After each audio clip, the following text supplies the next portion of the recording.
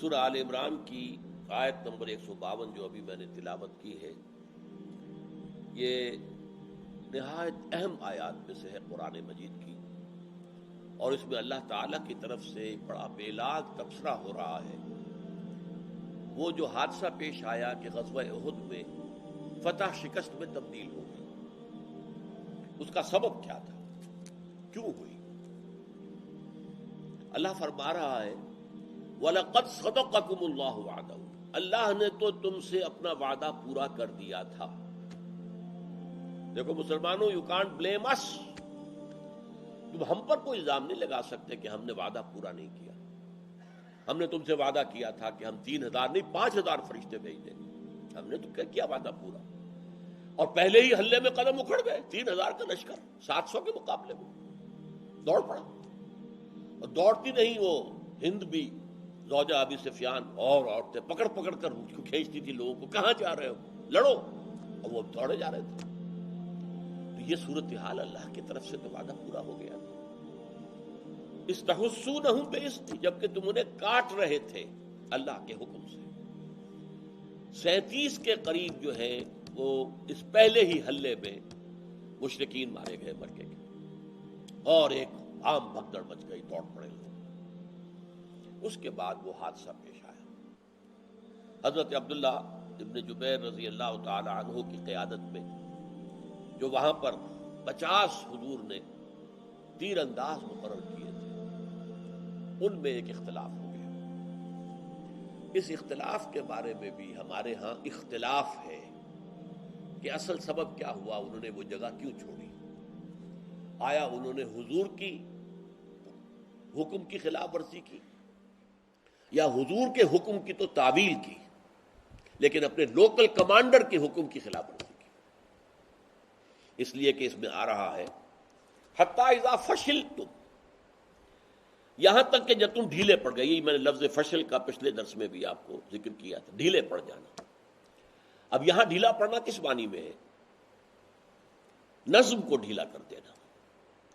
نظم کا تقاضا کیا؟ سموتاعت، سموتاعت حضور کی بھی صلی اللہ علیہ وسلم، سنو اور مانو، اور حضور کے نائبین کی بھی۔ ہر جگہ تو حضور نہیں ہے، حضور بہت اوور آل لشکر کے تو آپ ہیں سپہ سالار، لیکن میمنہ پر کوئی اور ہے، میسرہ پر کوئی اور ہے، قلب پر کوئی اور ہے، آگے چلنے والے ہراول دستے پر کچھ اور ہے، پیچھے کوئی محفوظ نفری رکھی گئی ہے تو اس کا کوئی اور کمانڈر ہے۔ کمانڈر ہے کہ نہیں؟ تو لوکل کمانڈرز کا حکم ماننا بھی اسی طرح لازم ہے، الا یہ کہ کتاب و سنت کے خلاف حکم دے۔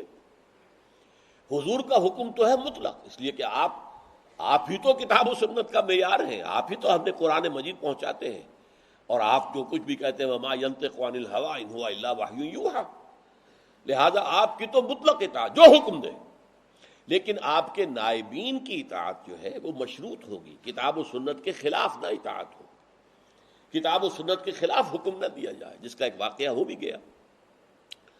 حضور نے ایک کہیں چھوٹا سا دستہ بھیجا، اس پر ایک صاحب کو کمانڈر بنا دیا۔ وہ کمانڈر جو ہے امیر اس لشکر کے، چھوٹے سے لشکر کے، وہ جلالی مزاج کے تھے، حسیل آدمی تھے۔ کسی جگہ پر وہ اپنے ساتھیوں سے ناراض ہو گئے، اب انہوں نے حکم دیا گڑھا کھودو، ایک بہت بڑا کھود دیا۔ حکم ہے لشکر کے جو ہمارا ہے اس فتویٰ امیر یہی ہے، اس میں لا کر ایندھن بھرو، بھر دیا، آگ لگا دو، آگ لگا، اب اس میں داخل ہو جاؤ۔ اب وہ کھڑے ہو گئے کہ اسی آگ سے بچنے کے لیے تو ہم نے محمد کا دامن تھاما صلی اللہ علیہ وسلم، اب اس آگ میں تو ہم نہیں کودیں گے۔ انہوں نے کہا تم میرے حکم کی خلاف ورزی کر رہے ہو، کہ جی یہ حکم ہم نہیں مانیں گے آپ کا۔ یہ معاملہ حضور تک پہنچایا گیا۔ حضور نے فرمایا اگر وہ آگ میں کود جاتے تو کبھی نہ نکل سکتے، یعنی وہ خودکشی ہوتی، اور خودکشی کرنے والے کی سزا ابدی جہنم ہے۔ تو یہاں معلوم ہوا کہ اگر آپ کتاب و سنت کے خلاف حکم دے رہے ہیں، خودکشی کی اجازت نہیں ہے، تو اس کی آپ لوکل کمانڈر جو ہے اس کی نافرمانی کر سکتے ہیں، لیکن جب تک کہ وہ کتاب و سنت کے دائرے کے اندر حکم دے رہا ہو تو لوکل کمانڈر کی بات بھی اسی درجے میں واجب الاطاعت ہے جس درجے میں حضور کی۔ اسی لیے آپ نے واضح طور پر فرمایا ہے من اطاعنی فقد اطاع اللہ، جس نے میری اطاعت کی اس نے اللہ کی اطاعت کی۔ ومن عصانی فقد عصى اللہ، جس نے میری نافرمانی کی اس نے اللہ کی نافرمانی کی۔ ومن اطاع امیری فقد اطاعنی، جس نے میرے مقرر کردہ امیر کی اطاعت کی اس نے میری اطاعت کی۔ ومن عصى امیری فقد عصانی، اور جس نے میرے مقرر کردہ امیر کی نافرمانی کی اس نے میری نافرمانی کی۔ سیدھی سیدھی بات۔ اب ہوا یہ ہے کہ وہاں اختلاف جب رونما ہوا، لوگوں نے کہا تو جنگ ختم ہو گئی، چلو۔ اور عام طور پر لوگوں کا خیال ہے کہ ان کے پیش نظر تھا کہ اب مال غنیمت جمع کریں۔ میری رائے کچھ اور ہے، وہ میں بعد میں بتاؤں گا۔ تو جو حضرت عبداللہ بن جبیر ان کے کمانڈر تھے، ان کا نہیں، بالکل مت ہلو یہاں سے۔ یاد کرو حضور نے کیا فرمایا تھا کہ اگر ہم سب کے سب قتل ہو جائیں اور تم دیکھو کہ چیلیں اور کوے ہماری بوٹیاں نوچ نوچ کر کھا رہے، تب بھی مت ہلنا یہاں سے۔ اب اس میں انہوں نے ایک بات کہی کہ حضور کی بات تو تھی شکست کی شکل میں،